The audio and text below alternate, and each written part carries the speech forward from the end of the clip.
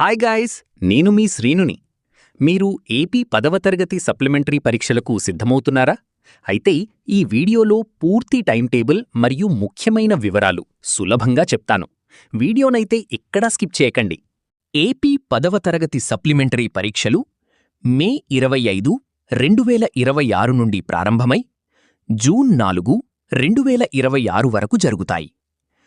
ఇప్పుడు సబ్జెక్టు వారీగా ఎగ్జామ్ తేదీలు చూద్దాం.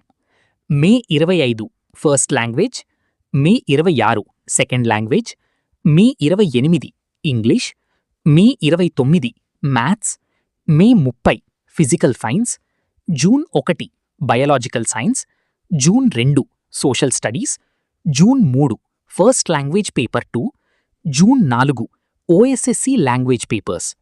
ఫీజు విషయానికొస్తే మే 1 నుండి మే 9 లోపు కడితే లేట్ ఫీజుండదు.